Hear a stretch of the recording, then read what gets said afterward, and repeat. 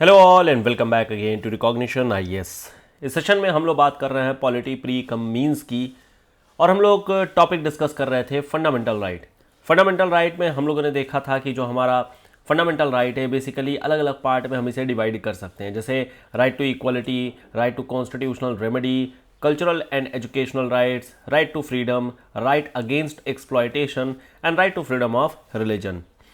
ये कॉन्स्टिट्यूशन के part number 3 में दिया हुआ है, और ये पार्ट नंबर 3 के आर्टिकल नंबर 12 से लेकर के आर्टिकल नंबर 35 तक हम लोग फंडामेंटल राइट के फॉर्मेट में चीज़ों को देखते हैं।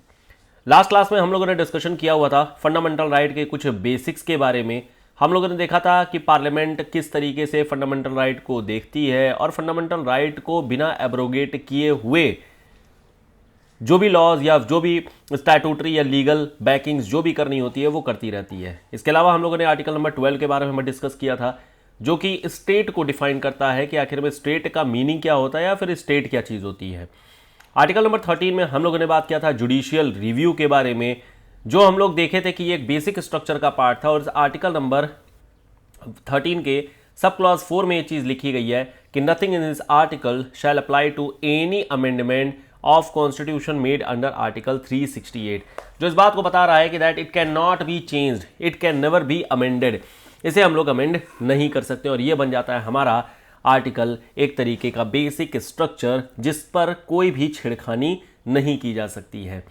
एक बात ध्यान रखिएगा, हमारे यहाँ पर अगर बात किया जाए व्हाट इज मोर इंपॉर्टेंट, यानी कि हमारे अगर इंडिया में बात करते हैं व्हाट इज सुप्रीम, क्या सुप्रीम है, क्या ये पार्लियामेंट सुप्रीम है, या फिर पार्लियामेंट सुप्रीम है, या फिर आपकी जुडिशरी सुप्रीम है, या फिर प्रेसिडेंट सुप्रीम है, क्या सुप्रीम है, प्रेसिडेंट क्या सुप्रीम है। तो यहाँ पर आंसर तीनों ही नहीं है। हमारे यहाँ पर जो सुप्रीम है वो है कॉन्स्टिट्यूशन। कॉन्स्टिट्यूशन सबसे सुप्रीम हमारे यहाँ पर माना गया है, ये सुप्रीम होती है।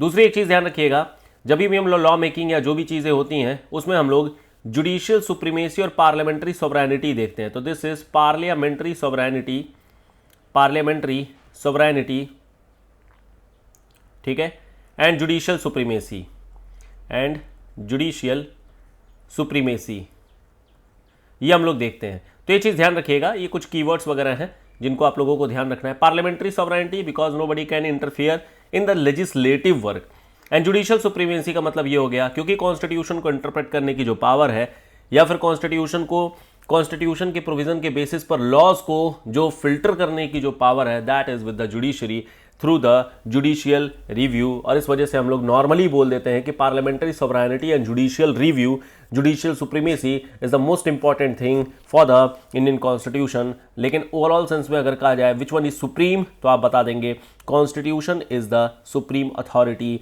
इन सब कॉन्टिनेंट ऑफ इंडिया। सब कॉन्टिनेंट ऑफ इंडिया तो कहना गलत होगा, हम बोलेंगे इंडिया में यह हमारा कॉन्स्टिट्यूशन एक सुप्रीम अथॉरिटी के तौर पे निकल करके आता है।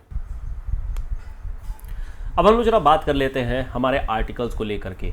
सो आर्टिकल में हमारे आ जाता है आर्टिकल नंबर 14 सबसे पहले, जो कि राइट टू इक्वलिटी के अंतर्गत आती है। राइट टू इक्वलिटी के अंतर्गत हमारे जो आर्टिकल्स हैं वो आर्टिकल नंबर 14 से लेकर के आर्टिकल नंबर 18 तक हैं। 14, 15, 16, 17 एंड 18।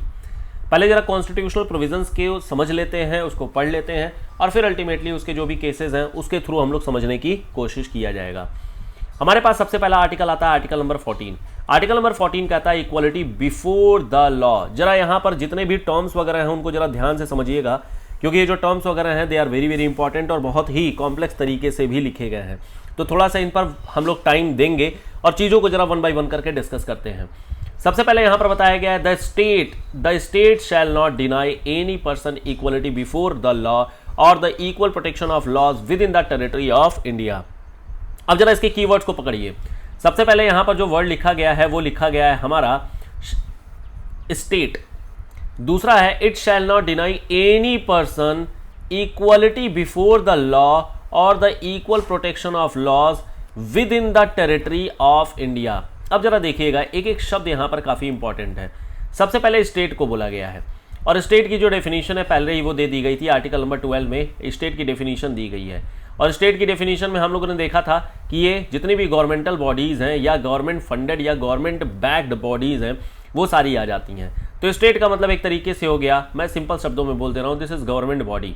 क्योंकि गवर्नमेंट बॉडी, पार्लियामेंट, ये सब कहीं ना कहीं लॉ मेकिंग करती हैं, और जो लॉ मेकिंग कर रहा होगा, नोटिफिकेशन या फिर किसी भी तरीके का लीगल एक्शन ले सकता होगा, वो पर्सन कहीं ना कहीं, या ये बॉडी कहीं ना कहीं किसी बंदे के फंडामेंटल राइट को भी एब्रोगेट कर सकती है, फंडामेंटल राइट को कहीं ना कहीं उसे ब्रिज भी कर सकती है। तो इस वजह से कहा गया है स्टेट को, state shall not deny any person. अब देखिए यहाँ पर एनी पर्सन के बारे में बात की गई है। एनी पर्सन का मतलब यहाँ पर दो चीज़ें हो गई, एक तो सिटीजन होना चाहिए इंडिया का, किसी भी तरीके का सिटीजन होना चाहिए, और साथ में फॉरेनर्स को भी ये यहाँ पर राइट दे दिया गया। फॉरेनर भी कहीं ना कहीं यहाँ पर आकर के अपना अगर क्राइम करते हैं, किसी भी तरीके का उनके साथ में इशू हो जाता है, they can get into the trial, वो लोग ट्रायल पे आ सकते हैं। इसके आगे बोला गया है इक्वलिटी बिफोर द लॉ, और बोला गया है equal protection of the laws within the territory of India, यानी कि ये जो भी चीजें होंगी that should be within the territory of India. ये टेरिटरी ऑफ इंडिया कुछ भी हो सकती है, क्योंकि जो टेरिटरी ऑफ इंडिया है ये डिफाइन की गई है हमारे आर्टिकल नंबर 1 में और शेड्यूल नंबर 1 में। तो शेड्यूल नंबर 1 या आर्टिकल नंबर 1 के थ्रू जितनी भी टेरिटरी ऑफ इंडिया आएंगी that would be considered, and in that territory article number 14 would be considered, and the citizen of the foreign people can avail the article number 14 in the territory of India. अब जरा यहाँ पर दो critical term आते हैं, एक है equality before the law और दूसरा क्रिटिकल टर्म है equal protection of the law को लेकर के। जरा इन सभी के बारे में पहले बात कर लेते हैं, और उसमें सबसे पहले बात करते हैं इक्वलिटी बिफोर द लॉ को लेकर के, क्योंकि अपने आप में बड़ा ही इंपॉर्टेंट सा कंसेप्ट है। जरा डिस्कस करते हैं इक्वलिटी बिफोर द लॉ का मतलब क्या है। यहाँ पर केस के थ्रू समझते हैं, एग्जाम्पल के थ्रू समझते हैं। मान लेते हैं पर्सन है, ये पर्सन है और एक और दूसरा पर्सन है। मान लेते हैं this person is very very rich, ठीक है, 1000 करोड़ की इसकी संपत्ति है मान लेते हैं, और ये पर्सन है वेरी वेरी पुअर, इसकी जो संपत्ति है वो 1000 रुपए की है, 1000 रुपए की है। तो अब जरा ये बताइए, this person is super rich, कहीं ना कहीं काफ़ी ज़्यादा रिच है, और ये काफ़ी ज़्यादा पुअर है। लेकिन मान लेते हैं इस रिच पर्सन ने इस पुअर पर्सन का मर्डर कर दिया, मान लेते हैं मर्डर कर दिया, तो इसके घर वाले ऑब्वियसली कहीं ना कहीं जाकर के FIR कराएंगे। FIR कराने के बाद में कहीं ना कहीं ये कोर्ट में जाएगा, कोर्ट में ट्रायल होगा। तो कोर्ट में ट्रायल होने के बाद में क्या आपको लगता है, क्या जो रिच पर्सन है क्या वो पिनलाइज होगा कि नहीं होगा? ऑब्वियसली होगा। क्यों होगा? क्योंकि इसने एक क्राइम किया हुआ है, और हमारे यहाँ पर कोर्ट जो है ये नहीं देखती है। कोर्ट में देखेंगे आंखों पर पट्टी बंधी है, इसका मतलब सभी लोग बराबर हैं। इसका मतलब क्या हुआ है? इस पूरे केस के थ्रू हम लोग क्या मतलब निकाल सकते हैं? इसका मतलब हुआ ये, सबसे पहला कि कोई भी पर्सन हो हम उसे किसी भी तरीके का स्पेशल प्रिविलेज नहीं देते हैं। तो यहां पर पहला टर्म निकल करके आया absence of special privilege to any person, special privilege to any person. किसी भी बंदे को हम किसी भी तरीके का स्पेशल प्रिविलेज नहीं देते हैं in the court of judiciary. दूसरा यहां पर पॉइंट निकल करके आता है कि हर एक बंदा बराबर है, यानी कि equal subjection of all laws या फिर all persons to ordinary law. लेकिन थोड़ा सा यहां पर केस अलग है। केस अलग ये है कि शुरुआत में ये केस तो इस तरीके से बना दिया गया था, लेकिन धीरे धीरे एक बात समझ में आई कि यहाँ पर थोड़ी सी दिक्कत आ सकती है। दिक्कत इन द सेंस, हम ये बात तो ठीक है मेल और फीमेल को सेम तरीके से देखना चाहते हैं, या फिर कहीं ना कहीं रिच और पर्सन सब लोगों को एक साथ देखना चाहते हैं, रिच और जो पुअर हैं। लेकिन यहाँ पर दिक्कत है। दिक्कत ये है क्योंकि जो मेल है वो डोमिनेट करता है हमारे सोसाइटी में, और जो रिच है वो रिच अपने पावर, पैसे के पावर से कहीं ना कहीं डोमिनेट करता है। तो हमें यहाँ पर अब इक्वल अमंग इक्वल्स देखने का फंडा होना चाहिए।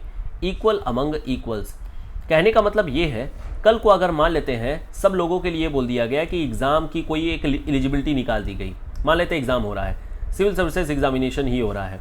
अब यहाँ पर सीधी सी बात है, जो रिच पर्सन होगा, ये रिच पर्सन चूँकि बहुत ज़्यादा इसके पास में रिसोर्सेज अवेल करने की क्षमता है, ये बेस्ट से बेस्ट बुक लेगा, बेस्ट से बेस्ट इंस्टीट्यूट में पढ़ेगा, बेस्ट से बेस्ट इसको मतलब एक्सपीरियंस होल्डर वाले लोग मिल जाएंगे। तो कहीं ना कहीं ये एक तरफा चीज़ें चली जाएंगी। This would not be a fair competition. ये फेयर कंपटीशन नहीं होगा। फेयर कंपटीशन कब होगा? जब सभी लोगों को एक लाइन पर खड़ा कर दिया जाए और अब यहाँ से दौड़ाया जाए। लेकिन दिक्कत यह है कि कोई यहाँ पर खड़ा है, कोई लाइन के आगे खड़ा है, कोई लाइन के बहुत पीछे खड़ा हुआ है, तो सबके लिए बराबर दूरी तय करनी नहीं हुई। किसी के लिए बहुत ज़्यादा है, किसी के लिए बहुत कम है, और किसी के लिए तो बस मतलब नेवर एंडिंग प्रोसेस है, जितनी बड़ी रेस की ट्रैक है उतना तो उसको पहले से ही चलना है। और इस वजह से कहीं ना कहीं ये कहा गया कि ये बात सही है कि इक्वलिटी बिफोर द लॉ होना चाहिए, बट यहाँ पर इक्वल अमंग इक्वल्स होना चाहिए। एक जैसे पर्सन को ही हम लोग एक दूसरे के साथ में कंपेयर कर सकते हैं। अब जैसे मान लेते हैं कोई पर्सन है 18 साल या 19 साल का पर्सन है, कोई पर्सन है जो 30-35 साल का है, और कोई पर्सन है जो मान लेते हैं 65 ईयर का है। मान लेते हैं तीनों ने ही मर्डर किया है, तीनों ने ही मर्डर किया है। अब ये तीनों का मर्डर एक जैसा हम नहीं देख सकते हैं, क्योंकि तीनों में काफ़ी बड़ा एज गैप है। ये पर्सन अभी 19 ईयर वाला, या मान लेते हैं कि 18 ईयर वाला ही है, तो ये अभी उतना ज़्यादा इसको जानकारी नहीं है। हो सकता है ये केवल और केवल बहकावे में आकर के और फिर इंथुजियाज़म या फिर कह लीजिए कहीं ना कहीं जो होता है ये अपने दिमाग का यूज़ किए बगैर इसने कर दिया हो। 30 ईयर वाला पर्सन जो होगा वेल प्लान्ड तरीके से करेगा, और जो 65 ईयर वाला होगा हो सकता है इसकी कुछ मजबूरी रही हो तब कर सकता है। तो तीनों को हम लोग एक साथ एक जैसे नहीं देख सकते हैं। We need to look into the matter, और हमें कहीं ना कहीं फैक्ट्स के साथ साथ देखना पड़ेगा कंडीशंस को भी। तो कंडीशन, किस कंडीशन में क्या चीज़ें हो रही हैं, ये बात जुडिशरी देखती भी, और इस बात को देखना भी चाहिए। तो यहाँ से एक बात समझ में आ गई कि हाँ ठीक है, किसी भी तरीके का स्पेशल प्रिविलेज हम किसी पर्सन को नहीं दे सकते हैं, विद सम एक्सेप्शंस। यहाँ पर कुछ ना कुछ हमें एक्सेप्शंस लगाने पड़ेंगे, क्योंकि आगे जाकर के जैसे reservation is a kind of exception, similarly इसी तरीके से equal subjection of a all person to ordinary law, ये भी हमारे पास एक्सेप्शन केसेस में आ जाता है। यहाँ पर भी हमारे पास में कई सारे यहाँ पर एक्सेप्शंस आ जाते हैं। इक्वल अमंग इक्वल्स का केस यहाँ पर हमें देखने को मिल जाता है। ओवरऑल सेंस में अगर आप देखेंगे, क्या लगता है आपको ओवरऑल सेंस में, is it a positive note और is it a negative note? अगर मान लेते हैं पूरे केसेस को अगर देखना है तो आपको समझ में आएगा कहीं ना कहीं this is a negative connotation, ये एक निगेटिव कॉन्सेप्ट के तौर पर हमें देखने को मिल रहा है। कारण उसका ये है एब्सेंस, फिर उसके बाद से equal subjection of all the person to ordinary law, ये सब निगेटिव टर्म बोले जा रहे हैं। यहाँ पर आपको चीज़ें रोकी जा रही हैं, यहाँ पर आपको किसी भी तरीके का स्पेशल प्रिविलेज नहीं दिया जा रहा है, उसको एब्सेंट किया जा रहा है, और बाकी सभी पर्सन को एक साथ एक जैसे ले आया जा रहा है। That is called negative concept. तो अगर आपसे पूछा है आर्टिकल 14 का नेचर कैसा है, तो आप बता देंगे equality before the law which is given under article number 14, it has negative concept.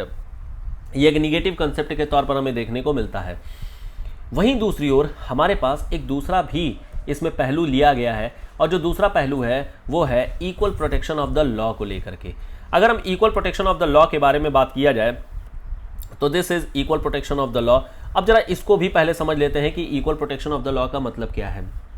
इसका मतलब ये है, जो हम लोगों ने बातें की उसी को यहाँ पर काउंटर बैलेंस करने की कोशिश की गई है। इसका मतलब ये है कि हमें इक्वल सर्कमस्टांसेस में, दिस इज इक्वल सर्कमस्टांसेस में चीज़ों को जज करना पड़ेगा। यानी कि इक्वलिटी की जो ट्रीटमेंट होनी चाहिए, treatment of equality that should be in the equal circumstances. क्या हम बोल सकते हैं इक्वलिटी बिफोर द लॉ को एक तरीके से काउंटर बैलेंस करने की कोशिश कर रहा है? दूसरा पॉइंट यहाँ पर बोला जा रहा है कि जो हमारे एप्लीकेशन ऑफ लॉ होने चाहिए वो सेम सिचुएशन के लोगों के ऊपर होना चाहिए। यानी कि the term is similar application of same law to all person who are similarly situated। तो एक बात यहां से फिर क्लियर हो गई कि जो हम लोग एब्सेंस ऑफ स्पेशल प्रिविलेज बोल रहे थे, या फिर जो हम लोग बोल रहे थे कि हर एक पर्सन लॉ के समक्ष बराबर है, यानी कि इक्वलिटी है, equality of all person before ordinary law, ये बोला रहा था इक्वलिटी बिफोर द लॉ में। इसी को काउंटर बैलेंस करते हुए इक्वल प्रोटेक्शन ऑफ लॉ में चीज़ें डिफाइन की जा रही हैं कि इक्वल सर्कमस्टांसेस में ही केवल हम चीज़ों को देख सकते हैं, और जो एप्लीकेशन ऑफ सेम लॉ होना चाहिए that should B similarly situated. यानी कि यहाँ पर भी जो कंडीशन होनी चाहिए दैट शुड बी सिमिलर, एक जैसी होनी चाहिए। यानी कि like should be treated alike, like should be treated alike, मतलब जो एक जैसे हैं उन्हीं को हम एक जैसा देख सकते हैं, एक जैसे ही चीज़ों को देख सकते हैं without any discrimination. This is without any discrimination. तो ये चीज़ यहाँ से क्लियर हो गई कि हाँ ये हमारा आर्टिकल नंबर जो 14 में इक्वालिटी बिफोर द लॉ दिया गया है, अगर इसका कोनोटेशन, अगर इसका concept if it is a negative term, अगर ये निगेटिव टर्म है तो इसको काउंटर बैलेंस करते हुए इक्वल प्रोटेक्शन ऑफ लॉ ये हमारा एक पॉजिटिव कॉन्सेप्ट के तौर पर देखने को मिल जाता है। बात समझ में आ गई क्या चीज़ है? तो हमें हमेशा देखना पड़ेगा, अगर आप लॉ में देखेंगे या फिर सीआरपीसी आईपीसी, हालांकि उसका नाम अब बदल दिया गया है, लेकिन फिर भी इसके पीछे का जो लॉ वगैरह है, इसके पीछे की जो चीज़ें हैं वो काइंड ऑफ सेम सी ही हैं। अगर आप देखेंगे तो उसमें हमेशा एक रेंज के बारे में बात की जाती है। रेंज का मतलब कि सज़ा 3 साल से लेकर के 7 साल तक की दी जा सकती है, इन बिटवीन दी जा सकती है। और वो इन बिटवीन इसीलिए होता है क्योंकि कहीं ना कहीं हमें कंडीशंस को देखते हुए फिर उसकी डिग्री को हम नोट करते हैं। जैसे फॉर एग्जांपल, अगर किसी बंदे ने किसी तरीके से किसी मजबूरी में किसी का मर्डर कर दिया, और एक है जो सीरियल किलर है, वो मर्डर करता ही करता है, तो दोनों सेंस में अगर आप देखेंगे murder is murder, you have killed a person, आपने एक व्यक्ति को मारा है, तो मर्डर इज मर्डर। लेकिन एक तरफ है आपकी कंडीशंस, दूसरे तरफ है कि आप मजबूरी में नहीं कर रहे हैं, आपका पेशा हो रखा है। तो कहीं ना कहीं ये जो पर्सन है, इसको आप 3 साल की अगर सजा दे रहे होंगे तो इसको आप 7 साल की सजा दे रहे होंगे। ये होता है हमारा equal protection of the loss के बेसिस पर होता है। तो हमेशा एक रेंज दी गई है हमारे सीआरपीसी आईपीसी में अगर बात करते हैं तो वहाँ पर। तो आर्टिकल नंबर 14 आई थिंक अब क्लियर हो गया होगा कि क्या क्या चीज़ें हैं। अब देखिए थोड़े से यहाँ पर ना एक्सेप्शंस आ जाते हैं। हम लोग जो एक्सेप्शंस वगैरह के बारे में बातें कर रहे थे, एक्सेप्शंस आ जाते हैं। एक्सेप्शंस क्या होते हैं अब जरा समझिएगा। मान लेते हैं दिस इज आवर प्रेसिडेंट, मान लेते हैं कि ये प्रेसिडेंट ऑफ इंडिया है, ठीक है। प्रेसिडेंट ऑफ इंडिया एक्चुअली क्या है कि ये क्रिमिनल ऑफेंसेस से फ्री होते हैं, इन पे क्रिमिनल ऑफेंसेस नहीं लगते हैं। मान लेते हैं कि हमारे राष्ट्रपति साहब कहीं जा रहे थे, ठीक है, मान लेते हैं हमारे राष्ट्रपति साहब कहीं जा रहे थे गाड़ी से और अपनी व्हीकल से जा रहे हैं, यानी प्रेसिडेंशियल व्हीकल से जा रहे हैं। रास्ते में क्या है, गलती से एक बंदा इनकी गाड़ी के नीचे आ गया। गाड़ी चल रही थी, अब गाड़ी धीरे नहीं चलेगी, थोड़ा तेज ही चलेगी। कोई पर्सन आ गया इनकी गाड़ी के नीचे कूदते हुए। अब क्या हुआ, वो पर्सन की मान लेते हैं डेथ हो गई, मान लेते हैं उस पर्सन की डेथ हो गई। अब कायदे से जा कौन रहा था, प्रेसिडेंट साहब जा रहे थे। अब प्रेसिडेंट साहब जा रहे हैं, उनकी गाड़ी का एक्सीडेंट, मतलब कि उनकी गाड़ी से किसी की डेथ हो गई, तो एक्चुअल में प्रेसिडेंट इज द गिल्टी, यही ना है। इन्होंने ही तो एक तरीके से कह लीजिए कि the cause of the death is the presidential vehicle, यानी कि जो डेथ का, मौत का जो भी कारण था वो तो प्रेसिडेंशियल व्हीकल था, उनकी गाड़ी थी। तो कायदे से इनका ट्रायल किया जाना चाहिए, बट नहीं किया जाता है। क्यों नहीं किया जाता है? क्योंकि ये क्रिमिनल ऑफेंसेस से, दिस इज क्रिमिनल ऑफेंसेस से फ्री होते हैं। और इसीलिए मतलब जब भी गाड़ी जाती है तो फ्री करा दिया जाता है, वीआईपी प्रोटोकॉल और Z+ सिक्योरिटी, तमाम चीज़ें होती हैं, ये सब चीज़ें होती हैं। लेकिन ऐसे तो प्रेसिडेंट साहब जो होता है ये समझेंगे कि यार हम तो फ्री हैं, कुछ भी करते रहें। तो ये क्या किया, मास मर्डर कराना शुरू कर दे रहे हैं, मास मर्डर। तो फिर क्या होगा, क्रिमिनल से तो फ्री हैं, तो होगा ये। इसका एक तरीका होता है, ऐसा नहीं है कि एकदम से आपको फ्री कर दिया जाएगा, देयर इज अ वे। होगा ये, जब आप इस तरीके का काम करना शुरू कर देंगे तो ऐसा कहा जाएगा कि आप अपने संविधान के अगेंस्ट काम कर रहे हैं, कॉन्स्टिट्यूशन के अगेंस्ट काम कर रहे हैं। और इस कॉन्स्टिट्यूशन के अगेंस्ट काम करने के नाम पर आपका इम्पीचमेंट किया जा सकता है, और इम्पीचमेंट करने के बाद में फिर उसके बाद से आप पर FIR लॉन्च की जाएगी और अल्टीमेटली आपका ट्रायल कराया जाएगा।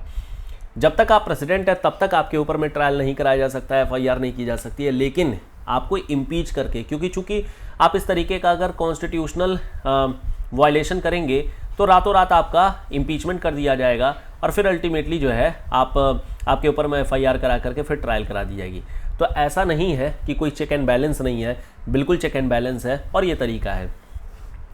एक और दूसरा केस बात करते हैं, यानी कि प्रेसिडेंट, अभी फिलहाल के केस में अगर बात करें तो प्रेसिडेंट ऑफ इंडिया और साथ में इसी तरीके से गवर्नर ऑफ द स्टेट, ये दोनों लोग क्रिमिनल ऑफेंसेस के प्रति इम्यून होते हैं। क्रिमिनल प्रोसीडिंग इनके खिलाफ में नहीं चलाई जा सकती है। This is the case number 1 और एक्सेप्शन नंबर 1 कह सकते हैं।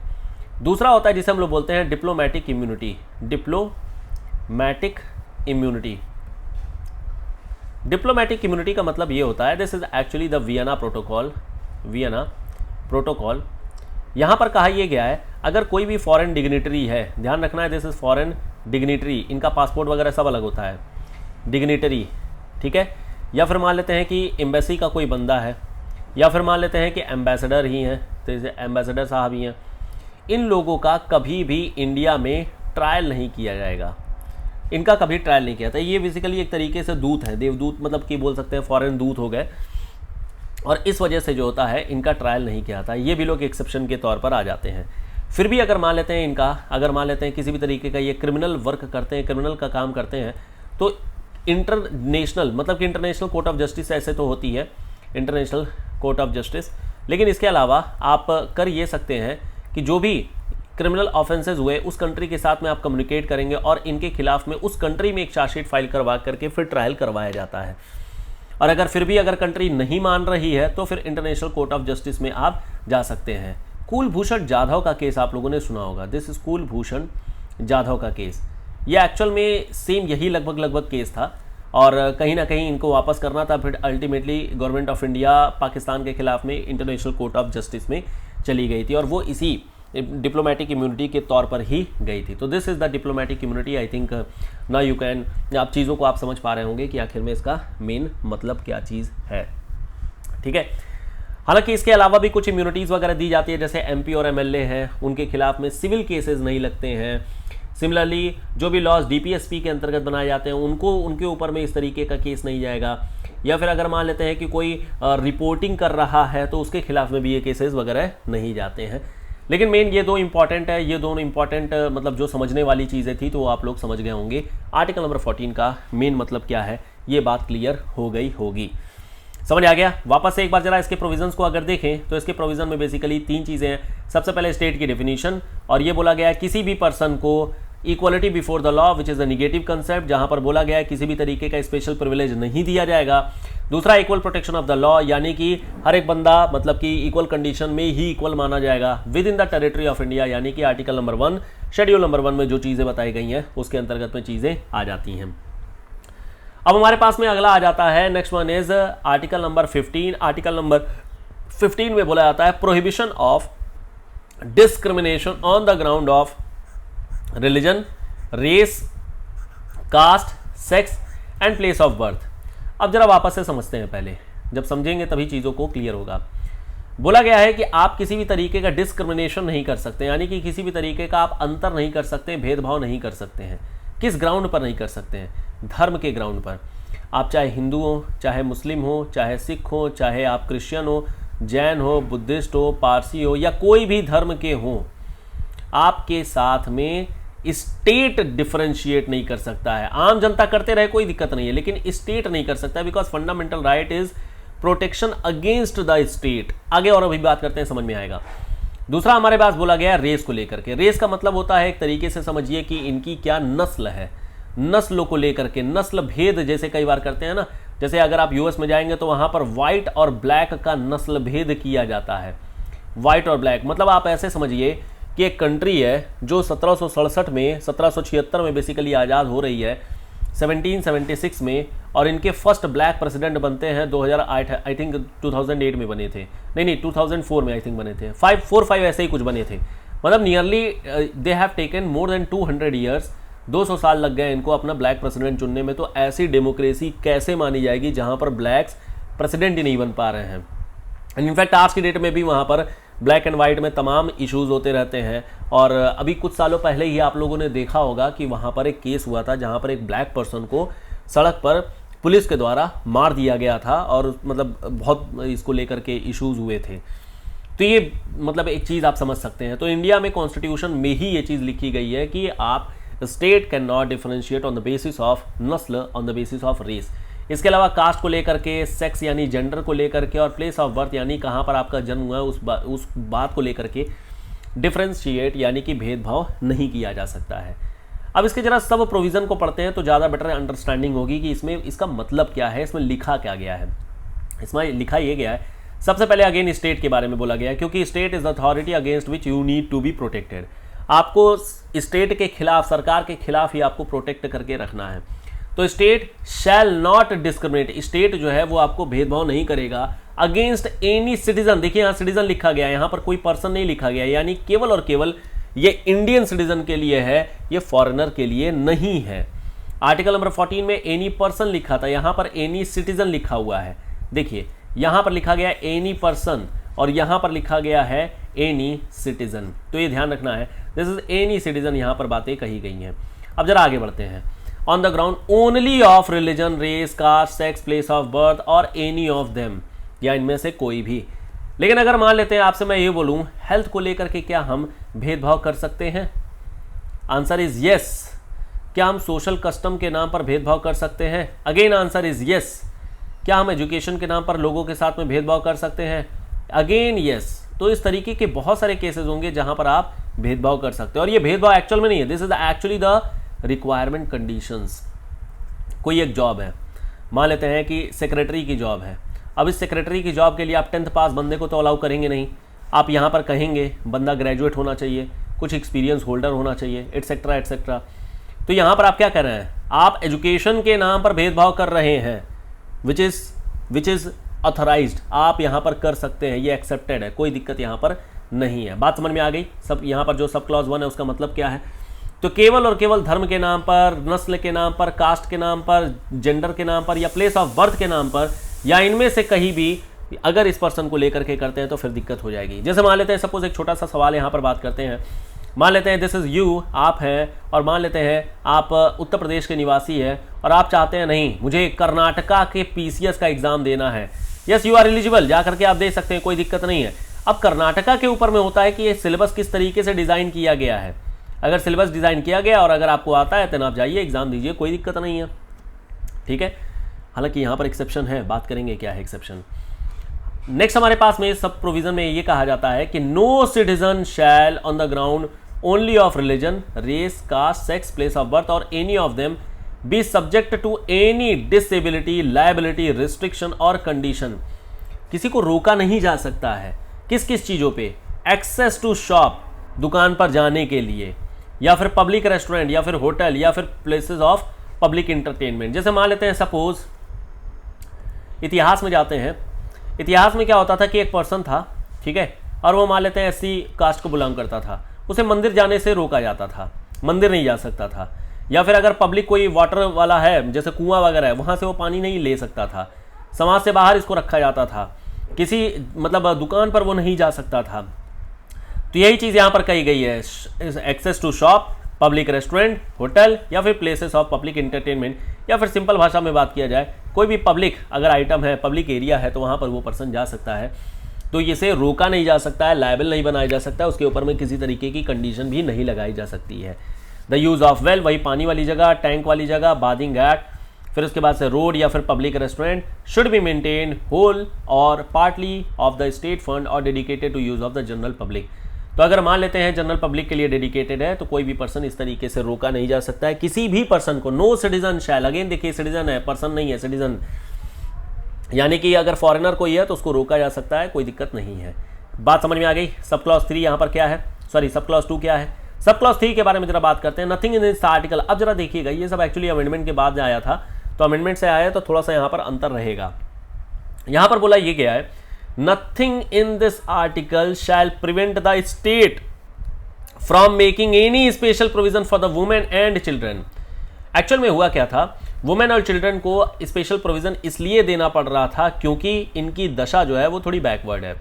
अब जैसे मान लेते हैं सपोज जैसे जेंडर रिजर्वेशन दिया जाता है, अब जेंडर रिजर्वेशन अगर दे रहे होंगे तो सीधी सी बात है it would be against the gender को लेकर के। अब यहाँ पर जेंडर को लेकर के, सेक्स को लेकर के यहाँ पर आपने डिफरेंस कर दिया, भेदभाव कर दिया, ये अलाउड है, ये कर सकते हैं आप, कोई दिक्कत नहीं है। अगर कोई स्पेशल प्रोविजन बनाया जा रहा है देन इट इज अलाउड, ये आर्टिकल रोक नहीं रहा है। Shall prevent the state from making, nothing in this article shall prevent, इसमें से 1 और 2 में से कोई भी आपको रोकेगा नहीं स्पेशल प्रोविजन अगर आप बच्चों के लिए और महिलाओं के लिए अगर बना रहे हैं तो।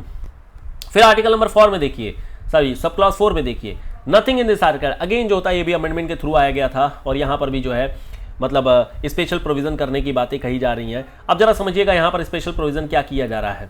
यहाँ पर बोला जा रहा है nothing in this article in सब इन क्लॉज 2 और आर्टिकल नंबर 29। आर्टिकल नंबर 29 हम लोग आगे बात करेंगे, ये माइनॉरिटी को लेकर के बेसिकली बातें करता है और यहाँ पर एजुकेशन को लेकर के कुछ प्रोटेक्शन के बारे में बात की गई है। This is actually the absolute fundamental right, आगे बात करेंगे क्या चीज़ है। फिलहाल अभी बस ऐसे मान लीजिए कि कुछ लिखा गया है कि कोई भी चीज़ यहाँ पर सब क्लॉज 2 यानी कि इस क्लॉज में जो चीज़ बोली गई है कि religion, race, caste, sex, place of birth या किसी भी माध्यम से सिटीजन के ऊपर में रोक टोक नहीं की जाएगी, यानी कि किसी भी तरीके का भेदभाव नहीं किया जाएगा, इस चीज़ को यहाँ पर क्लियर किया जा रहा है कि इस क्लॉज 2 में अगर कोई चीज़ लिखी गई है it shall prevent the state from making any special provision for the advancement of any socially or educationally backward class of citizen or the scheduled caste or the scheduled tribe।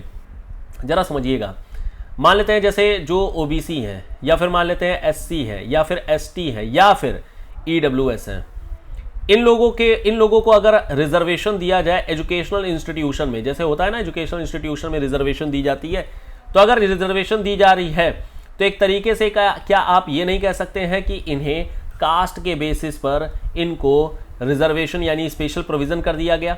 और अगर special provision कर दिया गया तो कहीं ना कहीं ये बात और समझ में आती है कि कहीं ना कहीं ये एक तरीके का भेदभाव हो गया। तो जो भेदभाव है अगर आप नहीं कर सकते हैं, जो कि सब क्लॉज 2 में बोला गया, इसी को आगे अमेंडमेंट के थ्रू ये बोला गया कि ऐसा नहीं है। अगर कोई पर्सन सामाजिक रूप से एजुकेशनल रूप से बैकवर्ड अगर है, शेड्यूल्ड कास्ट का या शेड्यूल्ड ट्राइब का है, तो उसके ऊपर स्पेशल प्रोविजन बनाया जा सकता है और ये आर्टिकल 2 का उल्लंघन नहीं माना जाएगा। एक्चुअल में ये सारा केस आया क्यों था? ये सारा केस एक्चुअली आया इसलिए था क्योंकि देयर इज अ केस, एक केस है चंपाकम दोरई राजन। दिस इज चंपाकम दोरई राजन का केस। Champakam Dorai Rajan actually she was a medical student, इनको मेडिकल स्टूडेंट थी और इन्हें तमिलनाडु के एक यूनिवर्सिटी में एडमिशन लेना था। This is state of Madras, ये केस है बेसिकली, एडमिशन लेना था, लेकिन यहाँ पर स्पेशल प्रोविज़न कर दिए गए थे और उस कारण से इनका नंबर ज़्यादा होने के बावजूद भी एडमिशन नहीं हो पाया था, क्योंकि इस स्टेट ने बोला कि हम अपने बच्चों का पहले कराएंगे, बाद में दूसरे बच्चों का कराएंगे। इन्होंने फिर केस अल्टीमेटली दायर कर दिया और ये कहा गया कि this is against the place of birth, क्योंकि हम कहीं दूसरे जगह के हैं, और दूसरा हो गया कि इन्होंने कह लीजिए कि ठीक है, बेसिकली प्लेस ऑफ बर्थ के नाम पर ही इन्होंने अपना जो होता है केस दायर किया था और अल्टीमेटली यहाँ पर केस दायर किए। बाद में जो स्टेट है उसने अपना एक प्रोविज़न किया और उस प्रोविज़न में इस आर्टिकल सब क्लॉज 4 को हवाला देते हुए फिर फाइनली यहाँ पर चीज़ें की गई। तो एक हमें अमेंडमेंट करना पड़ गया था इस केस को लेकर के। तो खैर केस की डिटेल्स हमारे लिए वैसे भी ज़रूरत नहीं होती है, हम लोग जुडिशरी एग्जाम वाले नहीं हैं, बल्कि आप सिविल सर्विसेज एक जनरल एग्जाम के लिए हैं। तो आपको बस केस ध्यान रखना है, this is चंपाकम Dorai Rajan case, और इस वजह से यहाँ पर एक अमेंडमेंट कर दी गई थी और इस अमेंडमेंट के बेसिस पर हमें यहाँ पर चीज़ें देखने को मिल जाती हैं। तो this is a kind of exception you would say, ये एक तरीके का एक्सेप्शन है जहाँ पर women, children, SC ST, educational backward class के अगर कोई लोग आते हैं तो इस तरीके से चीज़ें की जा सकती हैं। This was 93rd constitutional amendment. 93rd constitutional amendment, इस 93वें कॉन्स्टिट्यूशनल अमेंडमेंट के जरिए प्राइवेट इंस्टीट्यूशन फॉर OBC और माइनॉरिटी इंस्टीट्यूशन में भी रिजर्वेशन की बात कही गई है। बात समझ में आ गई क्या चीज़ है?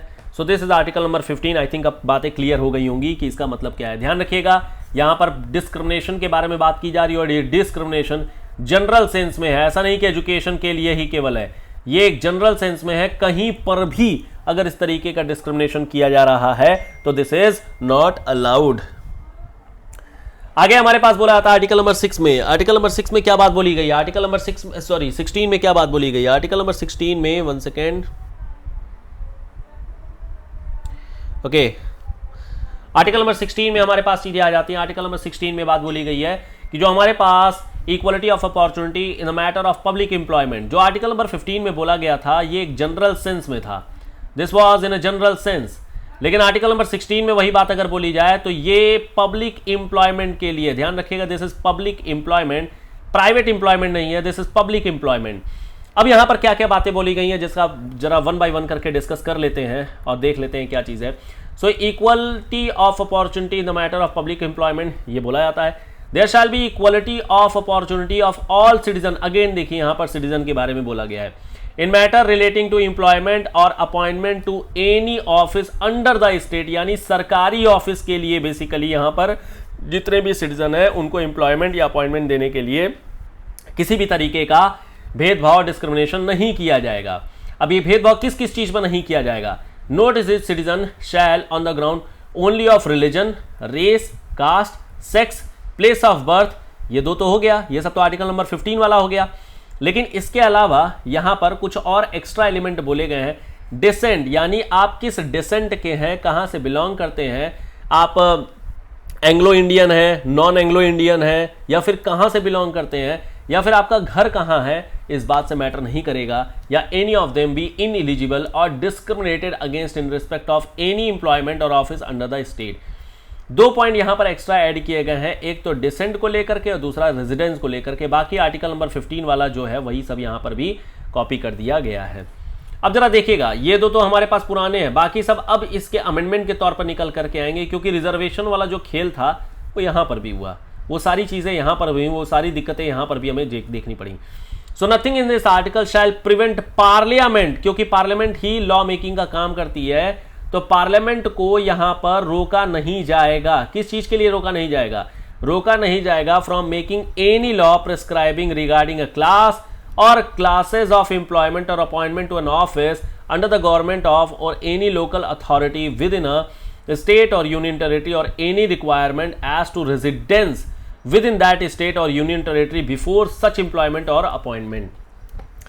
यानी कि अगर मान लेते हैं पार्लियामेंट है, किसी भी तरीके का अगर वो लॉ बनाती है, चाहे वो रेजिडेंस को लेकर के हो या फिर अथॉरिटी को लेकर के हो या फिर एम्प्लॉयमेंट को लेकर के हो, क्लास या क्लासेस को लेकर के हो, पार्लियामेंट अगर लॉ बनाती है तो उसे मान्य माना जाएगा, उसके खिलाफ में चीजें नहीं होंगी।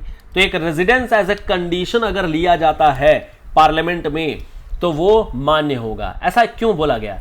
ऐसा बोला गया एक्चुअल में आंध्र प्रदेश के कारण से।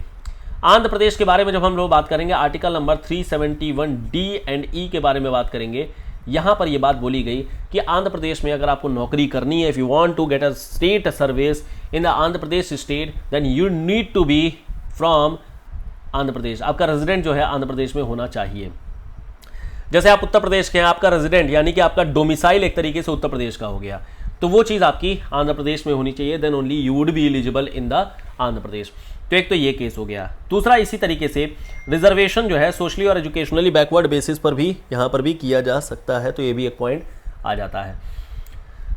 सब क्लॉज 4 क्या बोलता है? क्लॉज ये बोलता है कि nothing in this article shall prevent the state. अब जरा फिर से यहां पर देखिएगा, क्योंकि ये भी मतलब स्टेट को एक अलाउंस दे रहा है। नथिंग इन दिस आर्टिकल मतलब कि 1 और 2 की बात की जा रही है कि state from making any provision for the reservation of appointment or post in favor of any backward class of citizen which in opinion of the state is not adequately represented in the service under the state। यहां पर actual में जो backward caste के लोग हैं, यानी कि एक तरीके से समझिए ओबीसी अदर बैकवर्ड कास्ट, इन लोगों को रिजर्वेशन का फंडा किया गया। अब जरा समझिएगा, यहां पर रिजर्वेशन का जो फंडा किया गया है वो किया गया है किस चीज के लिए? ये किया गया है एम्प्लॉयमेंट के लिए, at the time of employment. लेकिन अगर आपसे बोला जाए क्या प्रमोशन में भी किया गया है? क्या प्रमोशन में भी किया गया है? चलिए ठीक है, ये आप लोग को सोचना है कि एम्प्लॉयमेंट का मतलब क्या प्रमोशन भी होता है या नहीं होता है। So it is a kind of reservation. Actually reservation किस चीज में? अभी तक तो केवल एजुकेशन था, लेकिन अब क्या हो गया? एम्प्लॉयमेंट भी हो गया। सब क्लास 4 में देखिए अब, और यहां पर 4A ऐड किया गया और बोला गया it shall not prevent the state from making any provision for reservation in a matter of promotion to any class और classes of post in the service under the state in favour of scheduled caste and scheduled tribe which in the opinion of the state are not adequately represented in the service under the state. यानी कि ST और SC के लिए तो clear कर दिया गया है, एसटी और एसटी के लिए, कि एम्प्लॉयमेंट के साथ साथ प्रमोशन में भी ये हमारा जो रिजर्वेशन है वो जाएगा। लेकिन क्या ओबीसी के लिए जा रहा है? Answer is no. ओबीसी के लिए प्रमोशन में रिजर्वेशन नहीं होता है, बट एससी और एसटी के लिए रिजर्वेशन होता है। यहां पर सब क्लास 5 भी इसी तरीके से बुलाया रहा है लास्ट में कि nothing in this article shall affect the operation of any law which provides that the incumbent of an office in connection with the affair of any religious denominational institution और any member of the governing body thereof shall be a person professing a particular religion or belonging to a particular denomination। यानी अगर कोई बंदा यहां पर अपना religious practice वगैरह करता है तो रोका नहीं जाएगा कि इस आर्टिकल में shall affect the operation of any law which provides that incumbent of an office in connection with the affair of religious or denomination institution। तो ऐसा कुछ भी नहीं किया जाएगा। हालांकि आर्टिकल ये जो सब क्लास 5 है इसमें कुछ खास ऐसा मतलब है नहीं, बट फिर भी आप ध्यान रखिएगा कि क्या क्या चीजें हैं। तो ये हम लोगों ने डिस्कशन किया हमारे आर्टिकल नंबर 16 के बारे में। आई थिंक चीज़ें क्लियर हो गई होंगी। What is the main provisions in the article number 16। यहाँ पर एक फंडा है प्रमोशन को लेकर के, प्रमोशन और रिजर्वेशन, प्रमोशन एंड रिजर्वेशन। ये जो प्रमोशन और रिजर्वेशन का केस है ये हम लोग एक सेपरेट डिस्कशन में करेंगे, क्योंकि ये थोड़ा सा लंबा डिस्कशन जाएगा और इस सेशन में हम लोग इसको नहीं कर पाएंगे, तो आगे बात करेंगे। बाकी इसके अलावा दो और छोटे छोटे आर्टिकल्स हैं जिनके बारे में फटाफट देख लेते हैं। आर्टिकल नंबर 17 बोलता है अबॉलिशन ऑफ अनटचेबिलिटी, यानी किसी भी तरीके का मतलब छुआछूत वाली जो केस होती है वो नहीं लेकर के आ जाएगी। तो अनटचेबिलिटी अबॉलिश की जा चुकी है and it's practice in any form is forbidden. किसी भी तरीके से अगर आप प्रैक्टिस करते हैं तो वो फॉरबिडन है, नहीं कर सकते हैं। The enforcement of any disability arising out of untouchability shall be offence punishable by the law. अब जरा देखिएगा, यहां पर ना तो अनटचेबिलिटी को डिफाइन किया गया है, तो सबसे पहली प्रॉब्लम डेफिनेशन की है, डेफिनेशन ही नहीं है। दूसरा, इसके लिए क्या लॉ होना चाहिए ये भी डिफाइन नहीं है। तो इन दोनों को डिफाइन करने के लिए कौन सी अथॉरिटी हमारे पास आएगी, दैट इज पार्लियामेंट। तो पार्लियामेंट ने यहां पर अनटचेबिलिटी को लेकर के अलग अलग लॉज बना रखे हैं, जैसे SC/ST atrocity against prevention against atrocity act ये बनाया गया है, प्लस साथ में प्रोटेक्शन के लिए बनाया गया है, ह्यूमन राइट के लिए बनाया गया है। तो ये सब अलग अलग राइट्स बनाए गए हैं, या फिर बोल सकते हैं अलग अलग लॉज बनाए गए हैं through which untouchability is being defined, and साथ ही साथ में इससे रिलेटेड जो भी केसेस होंगे उनका किस तरीके से ट्रायल किया जाएगा, उनका किस तरीके से लीगल एंगल से देखा जाएगा, वो सारी चीजें पार्लियामेंट ने बना करके रखी हुई हैं। So this is punishable by the law. फिर हमारे पास नेक्स्ट जो हमारे पास में आर्टिकल आता है, this article is related with article number 18 abolition of title. Raja, maharaja, rajkumar, इस तरीके से जितने भी टाइटल जितने भी लिए जाते थे उसके बारे में बोला गया। आर्टिकल नंबर 18 ये आ जाता है। तो no title not being a military और academic distinction shall be conferred by the state, यानी स्टेट किसी को नहीं देगा। अब जैसे मान लेते हैं आप डॉक्टर लगा सकते हैं, इंजीनियर लगा सकते हैं, ये सब आपकी एकेडमिक डिस्टिंक्शन हो गई, लगा सकते हैं। इसके अलावा मिलिट्री का हो गया, जैसे मान लेते हैं कि आप लगा लेते हैं विंग कमांडर हो गया, या फिर जो है कमांडेंट हो गया, या फिर ब्रिगेडियर हो गए। तो यहाँ पर जो रैंकिंग्स होती हैं उनके लिए आप लगा सकते हैं। ये सब चीज़ें अलाउड होती हैं बिकॉज आपने ये चीज़ें अर्न की हैं, आपको ये हेरिटेज के थ्रू नहीं मिला है। नो सिटीजन ऑफ इंडिया, ध्यान से समझिएगा, this is citizen of India, यहाँ पर पर्सन नहीं लिखा है। No citizen of India shall accept any title from any foreign state. कई बार आप लोगों ने देखा होगा, जैसे कि हमारे प्राइम मिनिस्टर साहब ही हैं, इनको जैसे पर्सन ऑफ द ईयर दिया जाता है या पर्सन ऑफ द अर्थ दिया जाता है, इस तरीके से दिया जाता है। This is the foreign title, you can not take. ठीक है, आप वहां पर जाते हैं, सम्मानित होते हैं और आ जाते हैं। You can not take, you can not accept any title from the foreign state. फिर भी जरा समझिएगा, फिर भी अगर आपको टाइटल लेना है तो प्रेसिडेंट की परमिशन लेनी पड़ती है। तो प्रेसिडेंशियल परमिशन के बाद ही आप जा सकते हैं, परमिशन के बाद ही आप जा सकते हैं। So this is the most important thing, ध्यान रखिएगा। सब क्लॉज 3 में बोला गया है कि no person who is not a citizen of India shall, while he hold any office of profit or trust under the state, accept without the consent of the President of India any title from the foreign state। मान लेते हैं ambassador है, ठीक है, या embassy का कोई बंदा है, फॉरेन डिग्निटरी ही है, ये पर्सन आ रहा है, टाइटल ले रहा है, लेकिन टाइटल कब ले सकता है? अगेन प्रेसिडेंट के परमिशन के बाद ही ले सकता है, भले ही वो फॉरेन का डिग्निटरी है, but still he is on the office of India. India के ऑफिस में अगर काम कर रहा है, इंडिया के एम्बेसी में काम कर रहा है अगर, तो उसे प्रेसिडेंट की परमिशन लेनी पड़ जाएगी। लास्ट बोला आता है, no person holding any office of profit और trust under the state shall without the consent of the president accept any present emolument office of any kind under the foreign state. Foreign state में आप कहीं पर नहीं जा सकते हैं, कहीं पर किसी तरीके का गिफ्ट वगैरह नहीं ले सकते हैं, हमेशा प्रेसिडेंट की परमिशन लेनी पड़ जाएगी। एक छोटा सा आप लोगों से सवाल है, सवाल ये है कि हमारे जैसे भारत रत्न होते हैं, ठीक है, या फिर पद्म भूषण होते हैं, पद्म विभूषण होते हैं, ये सब भी तो एक तरीके का टाइटल ही है। क्या आपको लगता है इन टाइटल्स को हम लोग लगा सकते हैं कि फिर नहीं लगा सकते हैं? ये आप लोगों के लिए सवाल है। तो ये था हमारा आज का पूरा डिस्कशन। हम लोगों ने डिस्कस किया पूरा आर्टिकल नंबर 14 से लेकर के 18 तक के, 14, 15, 16, 17, 18, 5 articles we have discussed in this article जो राइट टू इक्वलिटी है, इसको हम लोगों ने पूरी तरीके से डिस्कस कर लिया है, केसेस के थ्रू डिस्कस कर लिया है। एक हमारा डिस्कशन है प्रमोशन एंड रिजर्वेशन को लेकर के, that will be discussed in separate class, अलग से हम लोग इसको डिस्कस करेंगे। फिलहाल यहाँ पर इस क्लास में इतना ही है, कोई डाउट रहेगा तो पूछ लीजिएगा। मिलेंगे नेक्स्ट वीडियो में, till then good bye, thank you so much, bye bye.